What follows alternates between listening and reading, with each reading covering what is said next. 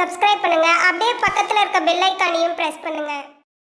சிம்ம ராசிக்காரர்களுக்கு சர்ப்ப கிரகங்கள் என்று சொல்லக்கூடிய, பாம்பு கிரகங்கள் என்று சொல்லக்கூடிய, மாயை கிரகங்கள் என்று சொல்லக்கூடிய ராகு கேது பேச்சியால் எத்தகையான நற்பலன்களும் கெடு பலன்களும் கிடைக்க போறதுன்றத சிறு விளக்கமாகவே பார்த்து விடலாம். சிம்ம ராசிக்காரங்களுக்கு பகை கிரகம் சொன்னா ராகு, கேது, சனி. சிம்ம ராசியான உங்களுக்கு படு பாதகத்தை செய்யக்கூடிய கிரகம் பார்த்தா ராகு, கேது, சனி. இந்த கிரகங்கள் கெட்ட இடத்திற்கு வரும்போது கெடு பலன்களை அதிகமாக தருவார்கள். நல்ல இடத்திற்கு வரும்போது நற்பலனை கொடுக்குற மாதிரி இருக்கும். கடைசியில் பார்த்தாக்கா அது நற்பலன்களாக ஓரளவுக்கு தான் இருக்கும்.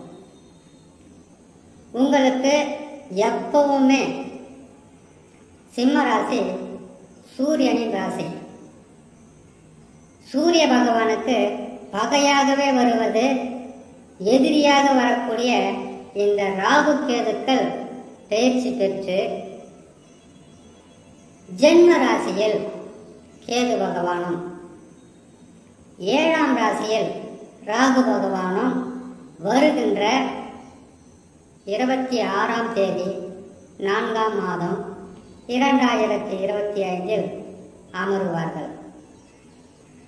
இதனால் வரைக்கும் ஒரு கிரகம் 2 கிரகம் இல்லை, ராகு, கேது, குரு, சனி 4 கிரகங்களும் படு பாதகத்தை செய்து வந்தது. இப்போவாவது ராகு கேதுக்கள் நன்மைகளை செய்வார்களான்னு கேட்டாக்கா செய்ய மாட்டாங்க. ஏன்னு கேட்டீங்கன்னாக்கா சிம்ம ராசிக்காரங்க கோபப்படாதீங்க, திட்டாதீங்க, இன்னும் இப்படி சொல்கிறாங்களே பலனவை ஒரு ஈவு இறக்கம் இல்லாத சொல்கிறாங்களேன்ட்டு மனசுக்குள்ள சபிக்காதீங்க, திட்டாதீங்க.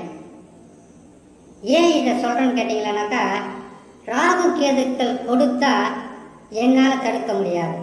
என்னால் மட்டும் இல்லை, பூமியில் இருக்கிற எந்த மனிதராலையும் தடுக்க முடியாது. காரணம் அது நிழல் கிரகங்கள்.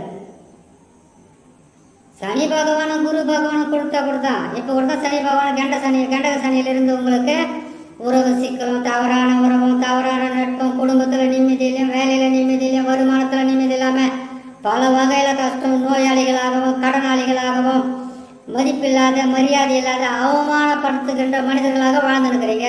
எல்லா கிரகங்களும் தானே இருக்கு. அந்த கிரகங்களும் உங்களுக்கு செஞ்சுக்கிட்டு தானே இருக்கு, எல்லாமே வச்சு செஞ்சுக்கிட்டு தானே இருக்கு. அப்படி இருக்கும்போது இந்த கிரகங்கள் ராகு கேதுக்களுக்கு இது சிறந்த இடம் கிடையாது. ராகு கேதுக்கள் சனி பகவானை போல நல்ல இடம்ன்றது 3, 6, 11. உங்கள் ராசிக்கு 3, உங்கள் ராசிக்கு 6, உங்கள் ராசிக்கு 11ஆம் இடத்தில் வந்தாதான் நன்மைகளை செய்வாங்க. இது பாவ கிரகங்களுக்காக விதிக்கப்பட்ட விதி. அதை மாதிரி ராகு கேதுக்கள் மாற போகிறாங்க. உங்களுக்கு பிரச்சனையெல்லாம் தீரப்போகுதுன்னு என்னால் போய் சொல்ல முடியல. நீங்கள் கோபமாக கூட எடுத்துக்கணும், பரவாயில்ல. சொல்ல வேண்டியது கடமை, நான் சொல்லிடுறேன்.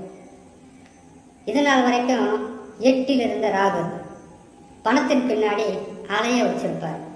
எப்படியாவது பணக்காரனாயிடணும், எப்படியாவது பணக்காராயணும், பணம் வேணும், பிரச்சனையை தீர்க்கணும், குடும்பத்தில் நிம்மதி வேணும், அந்த குடும்பத்தில் இருக்கிற பிரச்சனை தீர்க்கணும், நம்ம செய்கிற வேலை ஏற்பட்டிருக்கிற அந்த பாதிப்புலேருந்து சரி செய்திடணும், உடம்புல இருக்கிற நோயை குணப்படுத்தணும், தீராத பிரச்சனைகளிலிருந்து மீண்டு வெளியில் வந்துடுறதுக்காக பணத்தின் பின்னாடி நாயா பேயா அலைய விட்டுருப்பாரு.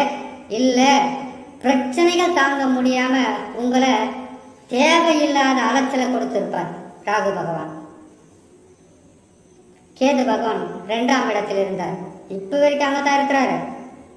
4ஆம் மாதம் தானே மாற போகிறாரு. 2ல் ராகு இருந்தாரா, கொடுத்த வாக்கை காப்பாற்றி இருக்க முடியாது. எதுக்கான நீங்கள் வாக்கு கொடுங்க, பணம் கொடுக்கணும், நீங்கள் வாக்கு கொடுங்க, கொடுக்க முடியாது. சரி, குடும்பத்தை ஒரு நிலையாக நிறுத்தி வாழ வைக்க முடியாது. குடும்பஸ்தானம் கொடுத்த வாக்கையும் காப்பாற்ற முடியாது, குடும்பத்தில் இருக்கக்கூடிய பிரச்சனையும் தீர்க்க முடியாது. அப்படி தீர்க்கணும்னு நினைச்சாலும் ஒரு பிரச்சனையை தீர்க்கறதுக்குள்ளெல்லாம் 9 பிரச்சனை உங்க கண்ணு முன்னாடி வந்து நின்றுடும். குடும்பஸ்தானம் வாக்குஸ்தானம் பல வகையிலும் பாதிச்சது சிம்ம ராசிக்காரங்க. அடுத்தது தனஸ்தானம். 2 கேது இருக்கும்போது இதெல்லாம் நடந்துச்சான்றத பொறுமை நீங்க பாருங்க. தனஸ்தானம் இல்லையா, 2ல் ஒரு கிரகம் இருந்தா குடும்பஸ்தானத்தை காப்பாற்றணும், வாக்குஸ்தானத்தை காப்பாற்றணும், தனஸ்தானத்தை காப்பாற்றணும். அந்த ஒரு நல்ல வேலையை செய்கிறது குரு, சந்திரன், சுக்கிரன், புதனை தவிர பாவ கிரகங்கள் இது செய்யவே செய்யாது. தனஸ்தானம் காசு பணத்திற்காக கடனாக கேட்டாலும் கிடைச்சிருக்காது. அப்படி உங்களுக்கு கடனாக கொடுக்குறாங்க சொந்தக்காரங்க, வெளியில் இருக்கவங்க கொடுக்குறாங்க வச்சுங்களேன், ஏதோ ஒரு பொருளுக்காகவும் ஏதோ உங்ககிட்ட இருந்து பறிப்பதற்காக அவர்கள் போட்ட திட்டம். நீங்கள் இப்போ புரிஞ்சுக்கிட்டு இருப்பீங்க, இப்போ புரிஞ்சுட்டு இருக்கோம் உங்களுக்கு. சரி, இப்போ ராகு கேது பயிற்சி ஆகுறாங்க. இப்போவாவது நல்லது செய்வாங்களா? செய்வதற்கு இன்னும் அடுத்த பயிற்சியில் தான் முடியும், இந்த பயிற்சியில் முடியாது. இன்னும் 1.5 வருஷமா எப்படி தான் தாங்கிறதுன்ற கேள்வி வரும். ராகு கேதுக்கு எப்படின்னு கேட்டீங்கன்னா அஷ்டம சனி வருது, அது எப்படி? ஆனா 7லே ராகு பகவான் வரும்போது இது நாள் வரைக்கும் தொல்லை கொடுத்துருந்தாங்க இல்லையா, நட்பு, உறவு, கடங்காரங்க, உடம்புல இருந்து நோய், வேலை செய்கிற இடத்துல, வியாபாரம் செய்கிற இடத்துல, எங்கே இருந்தாலும் தொல்லைகளாகவே கொடுத்துட்டு இருந்தாங்க இல்லையா. இப்போ நீங்களும் தொல்லைகளை தாங்க முடியும், ஏதாவது செய்து வெற்றி பெறலான்றதுக்காக நீங்கள் போடாத திட்டமும் கிடையாது, செய்யாத பல வேலைகளும் கிடையாது, செய்து பார்த்தீங்க இல்லையா. இப்போ அது எல்லா பிரச்சனையும் 4 மடங்கு அதிகமாயிடும் 7ஆம் இடத்திற்கு ராகு வரும்போது. இப்போ குடும்பத்தில் விரிசல் விடும். கணவனை மனைவி மதிக்க மாட்டாங்க, மனைவியை கணவன் மதிக்கவே மாட்டாங்க. குடும்பத்தில் உங்களுக்கு மதிப்பு மரியாதை இருக்காது. ஏன்னு கேட்டீங்கன்னாக்கா, காசு இல்லாதவங்க இந்த உலகத்தில் இருக்கிறவங்க யார் மதிப்பாங்க? காசு மட்டும் இல்லாத போயிட்டாக்கா அவங்களுடைய வாழ்க்கை அவ்வளோதான். இப்போ ஒரு கேள்வி வரும், சிம்ம ராசியில் இருக்கிறவங்களுக்கு தான் அந்த தொல்லையா, ஏழையாக இருக்கிறவங்களுக்கு தான் பிரச்சனையா, பணக்காரங்களுக்கு நல்லா தானே இருக்காங்கன்ற ஒரு கேள்வி வருது இல்லையா. சிம்ம ராசிக்காரன் கண்டிப்பாக கேட்பீங்க. ஏன்னாக்கா நீங்கள் கேட்கறதுக்காகவே வாழணும். எது வரணும் கேட்டு 2 ஒன்று தெரிஞ்சுக்கணும். பணக்காரங்களுக்கு அவங்க உடம்புல என்ன பிரச்சனை இருக்குதுன்றது உங்களுக்கு தெரியுமா, எனக்கு தெரியுமா? எத்தனையோ பிரச்சனை இருக்கும். எப்படி நம்ம உடம்புக்குள்ள எத்தனை பிரச்சனை இருந்தாலும் நல்ல துணி போட்டுக்கிட்டு வெளியில் போகும்போது நல்லா இருக்கிற மாதிரி நடிக்கிறோமோ, அந்த மாதிரி அவங்களுக்கு எத்தனையோ பிரச்சனைகள் இருக்கும். ஏழைகளை தான், ஏழை ராசிக்காரங்க தான் அதெல்லாம் தொல்லை கொடுப்பாங்க. அப்படி கிடையாது. பிறக்கும் போது நம்ம வாங்கிட்டு வந்த வரோம், கிரக அமைப்புகள், கர்மா. அப்படி இருக்கும்போது சிம்ம ராசியான நீங்கள் 7ஆம் இடத்தில் ராகு பகவான் வந்தால் கொஞ்சம் நெஞ்சம் இருக்கக்கூடிய மதிப்பு மரியாதையும் கெட்டு போயிடும், கடுமையான பாதிப்புக்குள் உள்ளாகலாம். ஜென்மத்தில் கேது பகவான், அதான் உங்கள் ராசியில் கேது பகவான் அமருவார். இந்த வாழ்க்கையை வேணாம், இந்த குடும்ப சுமையை வேணாம், வேலை சுமையை வேணாம், யாருக்கு தான் பதில் சொல்கிறதுன்னு தெரியல, எப்படி தான் வாழறதுன்னு தெரியல, அமைதியாக இருக்கவும் விட மாட்டேங்கிறாங்க, எதனா பேசினாலும் தப்பாக வருது.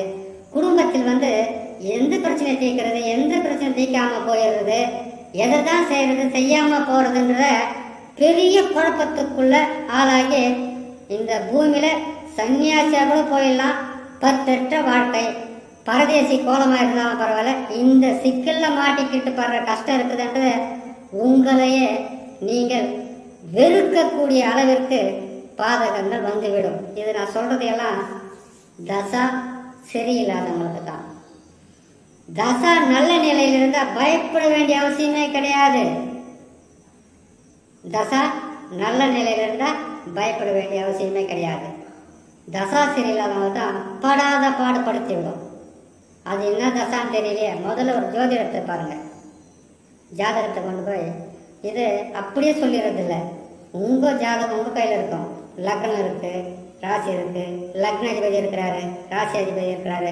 லக்னத்திலிருந்து 12 ராசிகளில் அமர்ந்த கிரகம் ஒன்று இருக்குது. அந்த கிரகங்கள் ஆட்சி பெற்றிருக்கிறதா, உச்சம் பெற்றிருக்கிறதா, கேந்திர திரிகோணம் பெற்றிருக்கிறதா, நட்பு சமம் பெற்றிருக்கிறதா, 6 8ஆம் அதிபதியா தசா வந்து பார்த்தீங்கன்னா உங்களுக்கு பாதகமாக இருக்கா, இது எல்லாம் ஜாதகம் பார்த்தா தான் சொல்ல முடியும் உங்களுக்கு. அதனால் நல்ல ஜோதிடத்தில் போயிட்டு அடுத்தது என்ன நடக்குதுன்னு பார்த்துக்குங்க. சரிங்களா? ஏன்னு கேட்டீங்கன்னாக்கா ஒரு நிலையில் மட்டும் பார்த்துட்டு குரு மாற போகிறாரு, ராகு கேது மாற போகிறான்னு சொல்லக்கூடாது, சொல்லவும் முடியாது. நிறைய அதில் வந்து உள் ரகசியம் இருக்குது. சரி, ராகு கேதுக்கள் படுபாதகத்தை செய்ய போகிறாங்க. சனி பகவானும் செய்துக்கிட்டு தான் இருக்காங்க, இது வரைக்கும் செஞ்சுக்கிட்டு தான் இருக்காங்க. இதிலிருந்து உங்களை காப்பாற்றக்கூடிய மிகப்பெரிய ஒரு சக்தி குரு பகவான் 11ஆம் ராசிக்கு இதே 2025 4ஆம் மாதம் ராகு கேது மாறும்போது 5ஆம் மாதம் குரு மாறும். குரு பகவான் 11ஆம் இடத்தில் இருக்கிற வரைக்கும் தான் உங்களால் தாக்கு பிடிக்க முடியும். நல்ல யோசனை பண்ணுங்க. உங்களுடைய ராசிக்கு கடுமையான எதிரிகளாக இருக்கக்கூடிய ராகு கேது சனி பாதகம், உங்களுக்கு நட்பு கிரகம் சொல்லக்கூடிய குரு பகவான் சாதகமான நிலைக்கு வருவார். அவர் மாற்றம் பெற்று 5 மாதம் இல்லை 6 மாதம் மட்டும்தான் நல்லது செய்வார். எவ்வளவு சொல்றது தெரியுமா? உங்களுக்கு என்ன செய்யறதுன்னு புரியாமல் போகக்கூடாது. ஒரு கிரகமாக சாதகமாக இருக்கு, ஆனால் 5-6 மாதம் நல்லதை செய்துட்டு அதுக்கப்புறம் அவரும் கெட்டது செய்ய ஆரம்பிச்சிடுவார். அப்போ 4 கிரகமும் கெட்டு போயிடும். வாழ்க்கை என்பது மிக கஷ்டமாக இருக்கும். அப்போ நீங்கள் என்ன பண்ணுவீங்க? என்ன செய்யறதுன்னு தெரியாமல் கஷ்டப்படுவீங்க. இந்த நேரத்தில் உங்கள் தசா எப்படி இருக்குன்னு பார்த்துக்குங்க. அதுதான் உங்களை காப்பாற்றும். தசா நல்ல நிலையில் இருந்தால் உங்களுக்கு பிரச்சனை இல்லாமல் இருக்காது. அஷ்டம சனியில் பிரச்சனை இல்லாமல் இருக்குமா? கடகராசிகள் கேட்டு பாருங்கள். உங்கள் வீட்டில் ஏன்னா கடகராசி தான் கேட்டு பாருங்களேன். எதுக்கு வாழறோம், ஏன் வாழறோம், இவ்வளோ தொல்லையாக இருக்குது, இவ்வளோ கஷ்டமாக இருக்குது. சரி, இந்த கஷ்டம் வந்துச்சு, தீருமா தீராதா, வழி கிடைக்குமா கிடைக்காதா? ஒரு மனிதனுக்கு கஷ்டம் வரும்போது தான் கடவுள் நம்பிக்கை அதிகமாக வரும். ஏன்னு கேட்டிங்கனாக்கா நமக்கு கண்ணுக்கு தெரியாமல் இருக்கக்கூடிய ஒரு சக்தி, அதையாவது நம்மளை காப்பாற்றமான ஒவ்வொரு நாளும் நம்ம மனம் இறை நம்பிக்கையை தேடும். நல்ல நேரத்தில் அப்போ கூட கடவுளை கும்பிடலாம், கொஞ்சம் நமக்குள்ள வந்து தைரியம் அதிகமாக இருக்கும்.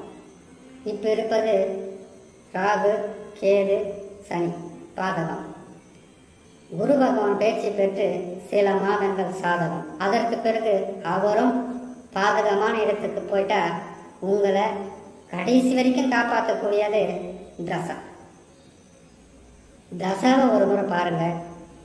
நல்ல தசாவாக இருந்தாலும் இந்த 4 கிரகங்களும் பாதகமாக வரும்போது தாங்க முடியாத தொல்லையாக இருக்கும்.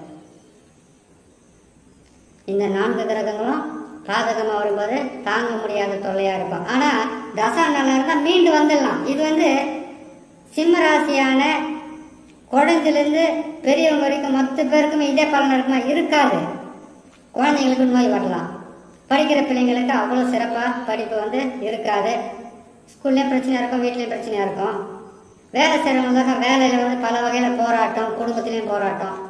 குடும்ப தலைவன் குடும்ப தலைவி பொறுப்புகளை சுமக்கின்ற எந்த மனிதர் ஆணாக இருந்தாலும் பெண்ணாக இருந்தாலும், தொழில் செய்கிறவங்க, வியாபாரம் செய்கிறவங்க, மக்களுக்காக சில நன்மைகள் செய்கிறவங்க, மக்களால் வாழறவங்க, இவங்களுக்கு தான் அதிகமான தொல்லைகளாக இருக்கும்.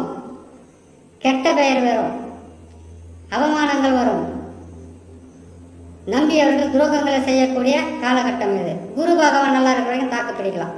அதுக்கப்புறம் ரொம்ப கஷ்டமாக இருக்கும். இது குரு பயிற்சியில் போடுறோம். இப்பொழுது ராகு கேது சனி பகவான் பாதகமாக இருக்காரு. குரு பகவான் மட்டும் கொஞ்சம் சாதகமாக இருக்காரு. கொஞ்சம் தான் சொல்ல முடியும். 3 கிரகங்கள் வந்து பாதகம், ஒரு கிரகம் தானே இருக்குது. 3 பேர்கிட்ட இருந்து வரக்கூடிய கெடுபலன்களை தடுத்து அவங்கக்கிட்ட இருந்து உங்களை காப்பாற்றி உங்களுக்கு வரக்கூடிய பிரச்சனைகளை வந்து வழியம் காட்டணும். ஒரு மனிதன் 3 பேர் பாதகம். தசாவை நல்ல நிலை இருக்குதான்னு பாருங்கள். தசாவும் பாதகமாக இருந்தால் இறை நம்பிக்கை, குலதெய்வ வழிபாடு, இஷ்ட தெய்வ வழிபாடு இதை செய்து வந்தாலே உங்களுக்கு கிரகங்கள் மாறும்போது நற்பலன்கள் நடக்கும் என்று சொல்லி இன்னொரு நல்ல பதிவு நான் சந்திக்கிறேன். நன்றி, வணக்கம். மேலும் தகவலுக்கு எங்கள் சேனலை மறக்காமல் சப்ஸ்கிரைப் பண்ணுங்கள். நன்றி.